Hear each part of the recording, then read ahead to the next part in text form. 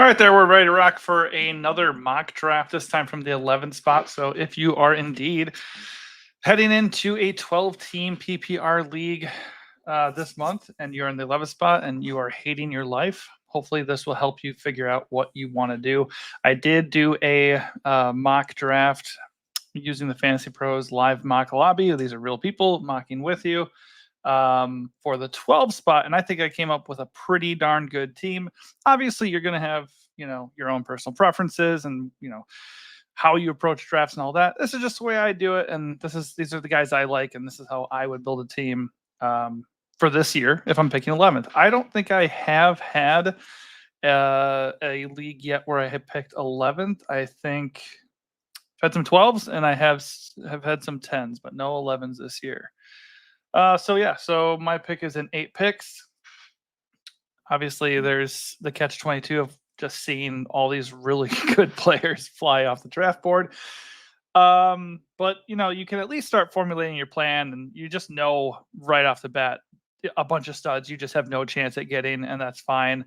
I would be interested to see if a really high level stud like Justin Jefferson can slide to me at 11th. His average ADP is 1.08. So it's possible. People are really down on Jettas. I am not. I think Sam Darnold's an upgrade over the musical chair situation they had after Kirk Cousins got hurt last year. So I don't hate Jefferson at all. Is he actually going to fall to me here in this mock? And is he actually going to fall to you at 1.11 in your 12-team draft? Probably not, but I think that would be an ideal situation. I said it last time. I'll say it again. I think going into the first 2 rounds, I think the best thing to do is if you can get a superstar running back, you should do that as early as possible. So those first 2 picks are probably going to be spent on a wide receiver or running back. If there is not a stud running back that you feel really good about, I think going wide receiver here to start your draft is a fine strategy as well. And, if you were really high on Sam Laporta or something, you can go tight end. I generally like to wait a little bit longer on tight end and quarterback, at least until round 5 or 6 before I get really serious about it. And sometimes even longer if the guy that I want in that range is not there. And we'll talk more about that as we go. So we're almost here, 2 picks left. So we're looking at Jahmyr Gibbs would be awesome. If Jahmyr Gibbs is gone, Jonathan Taylor or Saquon look really good to me. Then we look over at wide receiver. Love Garrett Wilson. If Garrett Wilson is gone, I have no problem with Puka Nacua. And the next guy I like after Puka would be Drake London. So Puka is still there, and Garrett, my boy, is gone. So I don't. That's fine. I think I'm going to take a risk though and wait on Puka. If Puka is not there, I'll go get Drake. But right now, the top guy, and I agree with the industry experts, 58% are going to pick Gibbs here. I align with that. I think JT and Saquon are perfectly fine options. Just Gibbs has a better ceiling. Obviously, David Montgomery being there kind of cuts into him a little bit. But we saw last year, even though they weren't really fully giving it to Gibbs, he was still crushing. So I like him a lot. So next up here, I'm going to go over to wide receiver and see who's left. There is Puka there too. Actually, Puka's still there. I suppose Puka would be the pick here. I do really like Drake London as well. So if Puka wasn't there, I would have no problem going with Drake. You can also entertain the tried and true Devontae Adams. Not really super excited about the quarterback situation there, so I am not really prioritizing Adams in drafts. Marvin Harrison Jr. also looks like a fine pick. The only problem there is, he's a rookie and you just don't know what to expect. So in the second round, I mean, it's always about upside anytime you make a choice. But these first 2 or 3 rounds, you do want to get guys with upside, but you also want to get guys that you can trust. So I feel pretty good about Puka. I do think Puka, I think his ceiling isn't quite as high as what we saw last year just because Kupp is healthy now. So if I would have had the option of going Garrett Wilson there, I would have picked Garrett Wilson over Puka, but I don't think Puka is a bad pick early in the second round at all. And then getting Gibbs. I feel really good about getting Gibbs. Stud RB1, just monstrous ceiling. I mean, if David Montgomery ever got hurt or anything, it just, he could be the overall running back 1 on the entire season if that was the case. Oddly enough, both these guys have injury designations at the moment, but it seems like they're both going to be fine. So 16 picks to wait here. Quite a long time to that's a good thing. You get to figure out what you're gonna do next. Again, a little bit too early to go quarterback or tight end here, so I'm again looking at stocking up on running backs and wide receivers. Running backs start thinning out pretty darn quickly. If we go look at that right now, let's see. Obviously, Achan would be awesome. He's going to be gone within the next 3 or 4 picks here, guaranteed. I don't want to invest in an aged Derrick Henry in a new offense where the quarterback can steal a lot of the rushing production, namely the goal line opportunities. I do think Henry is probably a good bet to score a bunch of touchdowns still this year and be used in short yardage and perhaps still, a main early down guy. But Baltimore does have guys that can rotate in, and obviously Jackson can kind of siphon that rushing usage. So not really a guy I want to prioritize. I think if you have him on your roster in dynasty and then obviously there's DFS and best ball, I think those are areas where we can highlight Derrick Henry a little bit more. But at age 30, I just don't want to do that. As far as the other running backs, nobody feels that amazing. So this is definitely a situation where I'm going to slide over to wide receiver and take the best available wide receiver, and then wait and see what running back is still available to me there. Although I can deviate here if I'm not super excited about the running backs, and right now this running back room, I mean, if I'm adding here's like Kenneth Walker is honestly the first guy of this entire group that I feel really good about. But the odds are pretty good based off his ADP. The odds aren't pretty good, but there's a chance he could still be available at my next slot. So I think it's a risk, though. So I think Kenneth Walker might be the guy I'm going to be highlighting here and targeting. If you don't feel really good about these guys, you could end up pivoting over and get that stud quarterback, just because I like to wait and get value out of the quarterback position, like Kyler Murray. If I can wait until the next round of my picks and Kyler's still there, I'd feel really good about that. But obviously Patrick Mahomes, Lamar Jackson, they're super, super awesome plays that are they have an awesome floor, awesome ceiling. So I don't fault you for that. Go over to tight end. You still have all the best options except for Sam Laporta on the board. Travis Kelce, probably not a guy I'm going to go out of my way to draft early in drafts, just because he's getting old. The Chiefs added other weapons. They've even kind of talked about limiting his overall workload to save him for those playoff runs and everything. So fine pick, just not one I feel really, really good about. Trey McBride would be the guy I would be looking at there. So if we get into a situation where I do have one wide receiver I like, which at this point I'd probably be looking at Ayuk if I'm confident that he's going to stay with the 49ers. Debo if I'm confident Ayuk is not going to stay with the 49ers. And then I'd be looking at DJ, Devontae, and DK Smith. Not super interested in aging Mike Evans that just got paid. But yeah, I mean, I'm high on the Bears offense in general. DJ Moore smashed last year with Justin Fields. He's had big seasons with Sam Darnold and Kyle Allen, just like trash quarterback play. So him getting Caleb Williams and then having other guys like Rome Odunze and Keenan Allen to take away attention from the defense, I think DJ Moore's going to be even better this year. So he's definitely in play. So we'll see what's left there. I get one more pick here. Go back, look at running back again. I think I think I'm going to have to make a play for Ken Walker there if I want that second really stable running back. Trey McBride is the next guy up at tight end. Very tempting. His price is a little bit rich for me. I still want to, fatten up the rest of my roster. So I am going to look at probably going to go grab Ken Walker, who I just value over James Cook. James Cook has competition with Ray Davis coming in there. Josh Jacobs is already banged up. We don't know exactly if he's even good anymore. I mean, he looked not great with the Raiders last year. So I think Ken Walker just gives you the most upside of that group, and he was not going to be there the next time I picked. Well, he may have been there for the second pick, 4 picks later after that one, or 3 picks later, but he was not going to be there after my 2 picks.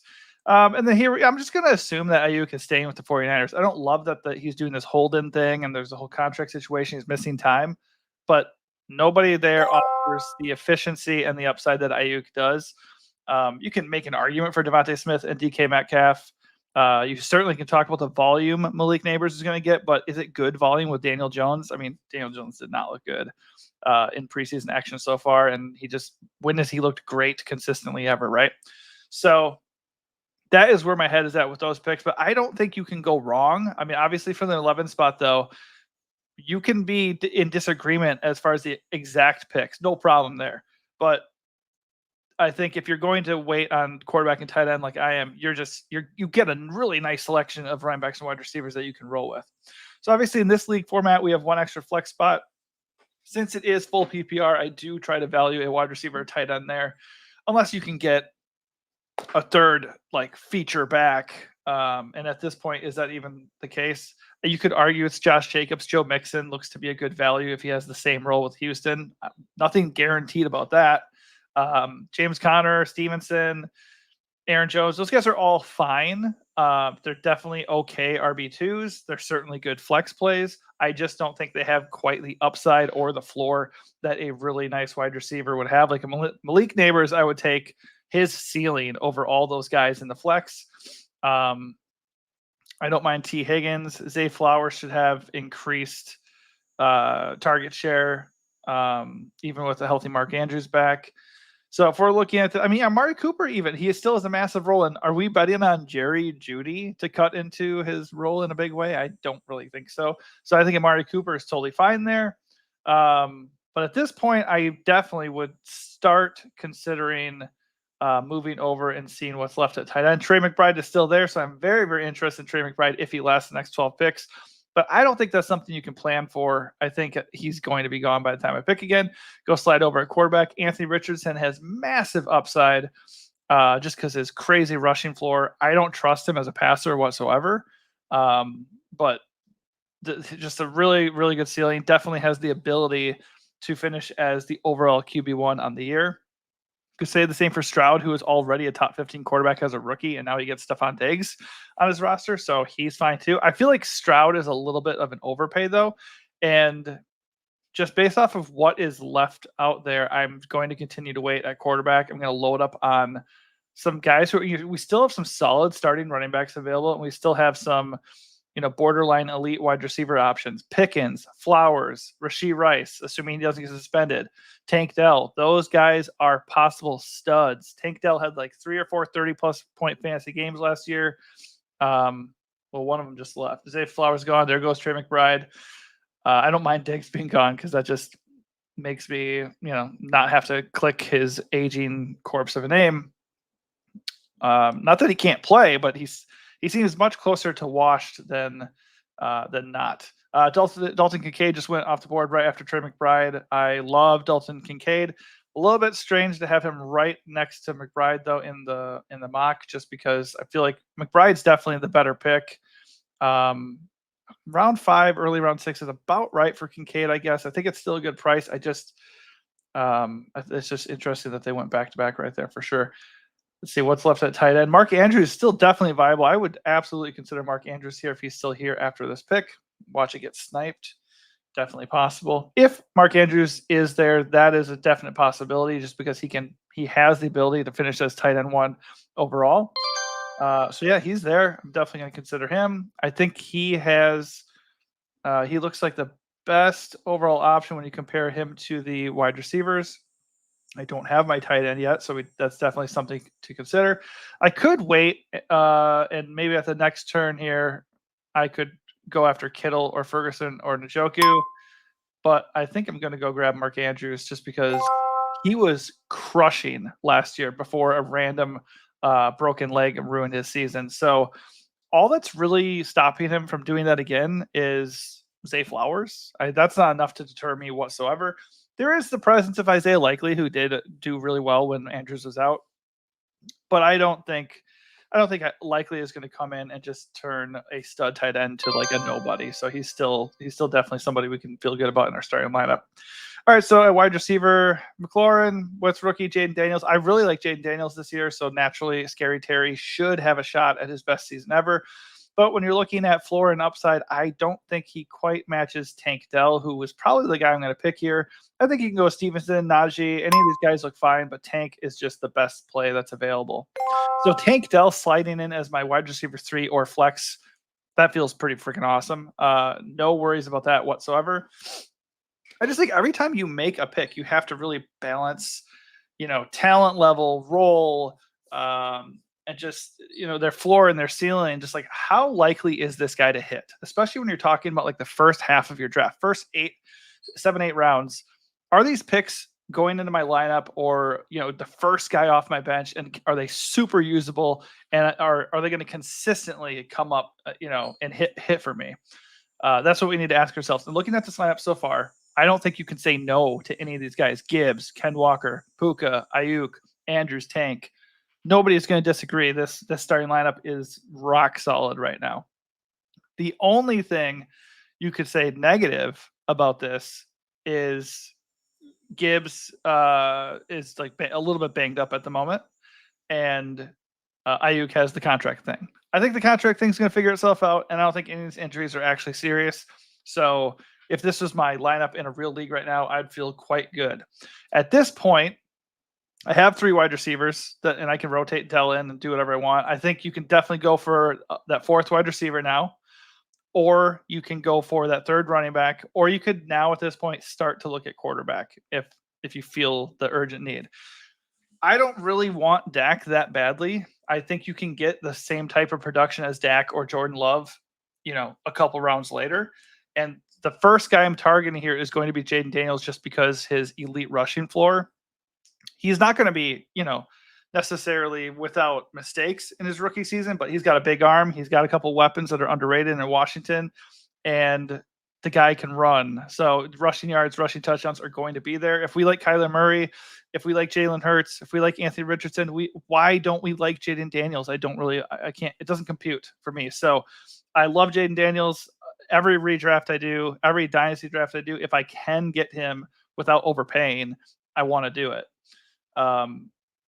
I think as a weekly DFS player, he'll be fun until his price goes up. I think just because he's a rookie and he plays for the Commanders, obviously there could be a little bit of inconsistency there, but really, really good best ball play too. So he's the first guy I'm targeting. If he gets taken out within the next 6 picks, Caleb Williams also looks really, really good. I don't want to completely ignore very, very safe options like Brock Purdy and Tua Tagovailoa, just because they were both, top 10 guys last year. They are in stacked offenses. You can have your, reservations as far as like how good are these guys actually. Who gives a shit? They put up numbers because they have so much talent around them, and they're in amazing systems. It just does not matter. So they feel like kind of boring picks, but they actually could be really, really good picks. So if Jaden is gone, I will entertain another high upside rookie in Caleb Williams.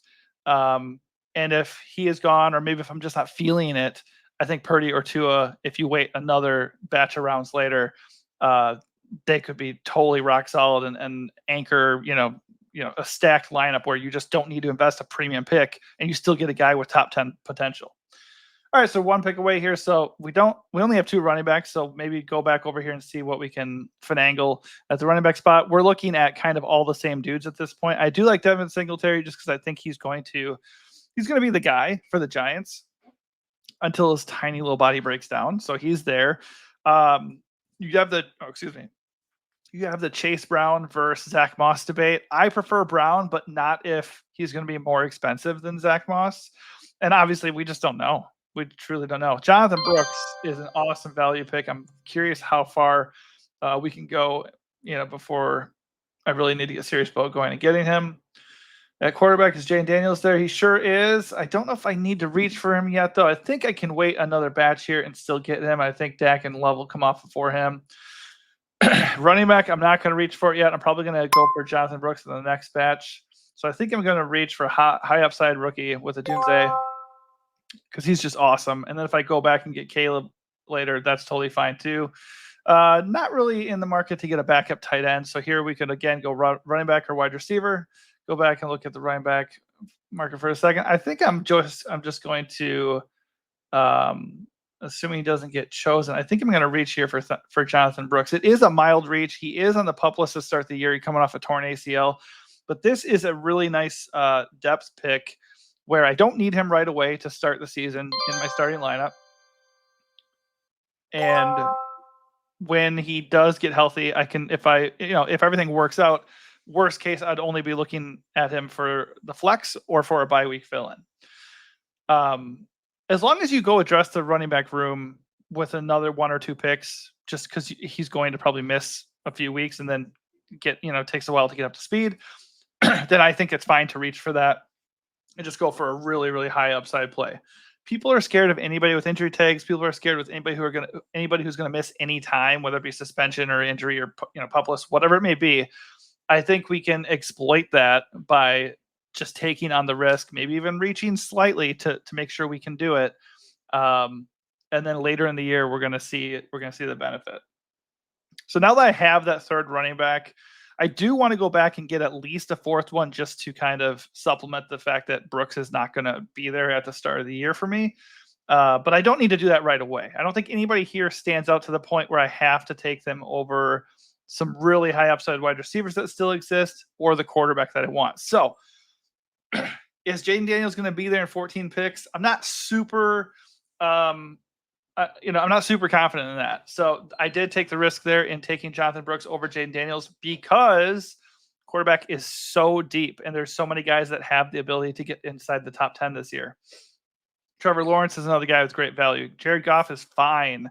Kirk Cousins is fine. Herbert looked awesome in his return from his foot injury. I think Herbert might be slowly becoming the best value at quarterback in drafts just because it's just crazy. You're taking on risk, though, and here's why. Obviously, the foot injury, that could flare up and be a problem for him at any point in time. Maybe it's not bad enough to keep him from being good as a pocket passer right now, but it could be a problem for him as far as being super mobile and, more importantly, for fantasy, for racking up nice rushing production. He's actually a really good athlete, if you didn't know that already. And Greg Roman offenses definitely take advantage of mobile quarterbacks. Colin Kaepernick, Lamar Jackson. So Josh Allen, I'm pretty sure it's Buffalo. So, so Herbert in theory could just be an absolute smash.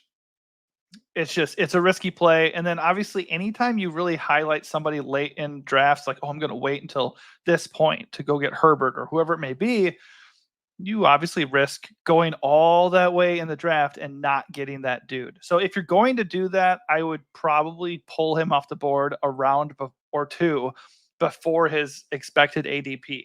So you can wait a ton of rounds and get your guy, but just make sure you don't wait until his actual ADP because other people might be planning the same thing. All right, so here we go. 4 picks left. Jaden Daniels is still there. That is the guy I covet the most. Okay. 2 picks here. Oh, I'm on the clock right now. Actually, my next pick is 2 picks away. So I'm grabbing Jaden Daniels. I feel awesome about that. If I can get him in like every mock/real draft I do, I want Jaden Daniels. And he's one of my guys. That's the one of the hills I'm going to die on this year. And I don't mind that whatsoever. All right, so now that I got my quarterback, I got my tight end. Don't have to worry about those guys as much anymore. You can draft a backup quarterback or a backup tight end if you would like.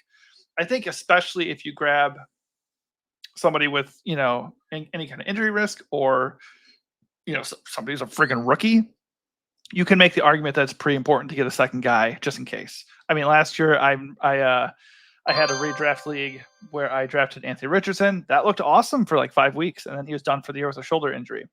And suddenly I was scrambling to figure it out. I did end up being able to figure it out. I had like Josh Dobbs and Baker Mayfield just rotating these trash guys. But at the end of the year, I had to turn to Sam Howell, who got me like 2 points and was benched, and I lost by like 4 points. All right, so here I'm going to go get another running back. Rico Dowdle is supposedly the RB1 in Dallas. So honestly, you could argue that he's going to be a better play than Jonathan Brooks, possibly. I don't know if I really believe that, but I will take a shot on a guy who possibly has a really good role in a high-scoring offense, or at least an offense that should have a lot of opportunity to score. So after him, Blake Corum looks really, really good as a handcuff to Kyren Williams. And I don't have Kyren Williams, but I think Corum is very, very interesting this late in drafts because obviously if Kyren goes down like he did last year, Corum's going to smash. And it's possible Corum could be used quite a bit to prevent Kyren from going down in the first place. So Corum looks really good. Trey Benson has not looked great so far, but we know his talent profile is good, and James Conner is 1 million years old, so I think Benson's also a decent pick there too. And J.K. Dobbins, he's been injured every year of his life, but he also is still explosive, and the Chargers want to run the ball, so he's Corum's gone, so that's always fun. But I do have 4 running backs now, so I'm not going to force it. I think Trey Benson or Dobbins are totally solid picks there. But at this point, I don't really know if Trey Benson is going to be there, so I don't think I'm going to force running back at this point. We're going to turn it back over to wide receiver. At this point, we just want high upside guys who will have big roles. I think Josh Palmer is an okay shot. I mean, Lad McConkey and who else they got there? Quentin Johnson are probably going to be the main 2 guys, but Palmer should be, fairly involved. Josh Downs, very high upside pick at this point. He's going to miss a little bit of the season early on, but I like his value quite a bit here. Jerry Jeudy, reclamation project for the Browns. He's never really done it, but he's flashed it for sure. They just have all these dudes, really like Dontavian Wicks, but I don't think I need to take him here. I think I can take him maybe even with my last pick. So yeah, I think based off of where we are with the 3 starting wide receivers and Adunze, I think I can roll the dice a little bit on the talent and upside of Downs, even though he's hurt. So I really like Downs there. He's probably my priority of these picks. Next priority would be Wicks. And then Adonai Mitchell, just because he is a raw rookie, but he is talented. And with Downs presently out, he could be in for a sizable role. Looking back over to running back, nothing's really moved. Marshawn Lloyd, in case Josh Jacobs gets nicked up or in case the Green Bay shares the rock, he could be interesting. Jalen Wright also major high upside and honestly really good potential opportunity there with HN and Mostert getting hurt like all the time. So I don't think we need to reach for Jalen Wright just yet, but he will absolutely be on my radar with my final pick, depending on what's there. But right now, I'm going to go grab Josh Downs. So I have 2 guys in Jonathan Brooks and Josh Downs that absolutely would be going much higher if we knew for sure that they were going to be healthy. That's the kind of shit I want later in the draft. I have 2 picks remaining here. And within from round 8 to round 10, I just went and grabbed Jonathan Brooks, who will be the Carolina Panthers starting running back once he gets healthy enough to speed. Rico Daldo, who's apparently the Dallas Cowboys RB1. Josh Downs, who will be a starting wide receiver once he's healthy. I mean, these are great value picks. I don't really care that they currently aren't healthy. Yeah. Okay. So now kick it back to running back. See what's there. Ray Davis, Marshawn Lloyd, Jalen Wright. I think Ray Davis is fine if you're only looking for touchdowns. I think Marshawn Lloyd is a good handcuff to Jacobs. But Jalen Wright's the guy here for me. Jalen Wright just has monstrous upside. He's looked really good in camp and preseason play. And if 1 or 2 of those Miami dudes go down, he is going to be a beast. So that is a gamble I do not mind taking whatsoever. Let's just look around and see what's left here late in drafts. Once again, if you want to wait all the way until round 12, round 13 to get your quarterback, you can. Tua, Goff, Lawrence, Kirk, Herbert, even the geriatric Stafford and Rodgers. These dudes are all fine. There's nothing wrong with these guys. They've all been top 10 quarterbacks. I mean, Cousins was averaging the most passing yards in the entire league per game before tearing his Achilles last year. Obviously that is not great. And he walks in, and we don't know. He's old. He's 36, and he's walking into a situation where there's major expectations. He's got Michael Penix behind him. A lot of pressure in that regard. Probably kick back and go get my boy Dontavian Wicks. Boy, this mock is just going beautifully. But my point is, if you don't like Daniels and you don't want to invest a premium pick on a quarterback, you can wait, and you can get you deeper and better at running back and wide receiver and just wait and go get any of these dudes. I feel good about. At this point, my favorite pick is probably Herbert just because his talent level. At this point, I'm going to go get my defense. Chiefs, I mean, they were awesome last year, so who gives a shit? If we open the season, the Chiefs are giving up 35 points per game, I'm going to drop the Chiefs and pick up and just stream from that point on. I mean, week 1, I think the best defense to own is probably the Bengals because they're facing the Patriots. But it's whatever. Defense is a crapshoot. If you can land a great defense, that's awesome. If not, who cares? Kicker is a bit of a crapshoot too. I think the one I like the most is just Greg Zierlein in this group, just because the Jets offense is going to be way better than they were last year. The defense is going to help them. I think they're going to be constantly in good situations. So last time I did a mock, the 12th slot, I got a C plus. I think the Fantasy Pros rating system didn't really love a couple of the picks, but it was a good lineup. You can check my videos on the channel to agree or disagree and drop some comments, ask for any advice, whatever you need. This one got a B, 85 out of 100. It's rock solid. You got to take some risk, and Jaden Daniels is absolutely a risk. Beyond that, we have really good depth, really high upside value plays in Jonathan Brooks, Dontavian Wicks, Jalen Wright, Adunze, Dowdle, Downs. I mean, this is a really, really exciting bench. Could it go completely wrong where Brooks just never amounts to anything in his rookie year? Downs is hurt all year. Dowdle loses the job to Zeke immediately. Sure. But on paper, this lineup looks awesome. And hopefully, at the very least, you have a better idea of how to approach building out your roster from the 11th spot. And you can see, while we can't predict the future and know for sure what's going to happen here, you can see that you can absolutely craft a very, very fun and high upside lineup from the 11th spot. All right, so that does it for me. Hopefully this does help you in some way. If it does, give this video a like, leave a comment, ask any questions, and also subscribe to the channel. I do season-long fantasy stuff, but we also specialize in DFS. So we're hitting baseball, NBA, NFL routinely during those seasons. Thanks for watching, and good luck this year.